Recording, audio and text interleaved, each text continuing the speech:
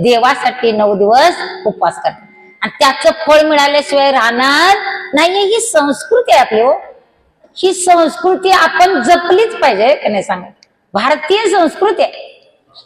आपल्या संस्कृतीला एवढ्या मर्यादा आहेत आणि त्या मर्यादेत राहील. जसं भगवंतानं सृष्टीला मर्यादा घालून दिल्यात, पशु पक्ष्यांना मर्यादा घालून दिल्यात, माणसाला मर्यादा घालून दिल्यात, सृष्टीला मर्यादा घातली का नाही सांगा. पर्वते बैठका न सोडावी हे आज्ञा माझी. पर्वतानं उठायचं नाही आणि एखाद्या गावावर बसायचं नाही, पर्वत आज्ञेत आहे. समुद्र रेखा न ओलांडावी हे आज्ञा माझी. समुद्रानं काय करायचं नाही, उल्लंघन करायचं नाही मर्यादेचं. पृथ्वी भूते वाहावी हे आज्ञा माझी.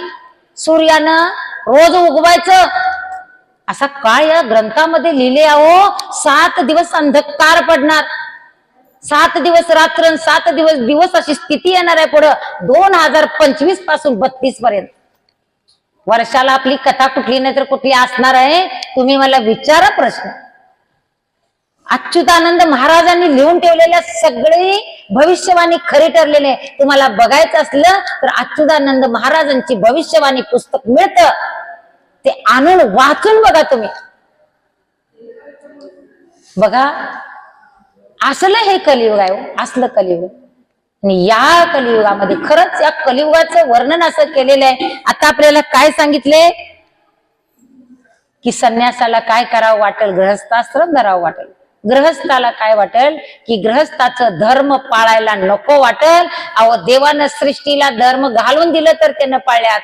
आणि वाघानं काय खायचं सांगा तुम्ही हो, मांस खायचं. आणि हत्तीनं गवत खायचं. हत्तीच्या पुढे मांस ठेवून बघा तुम्ही खातोय का, आणि वाघाच्या पुढे गवत ठेवून बघा तुम्ही खातोय का. खाणार नाही हो. पालन करतात मर्यादेचं. पण माणसानं काय करायचं, माणसानं कसं वागायचं.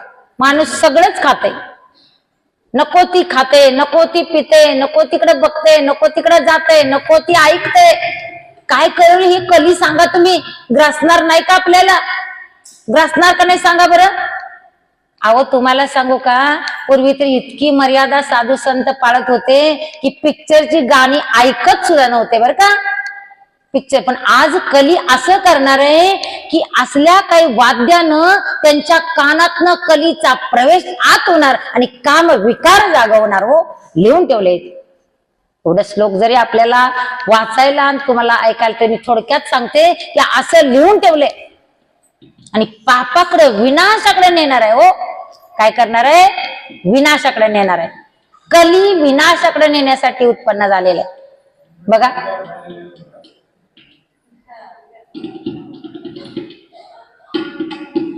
कलीची ही काही चाल आहे ती माणसाला भक्तीपासून दूर न्यायची, शास्त्रापासून दूर नाही.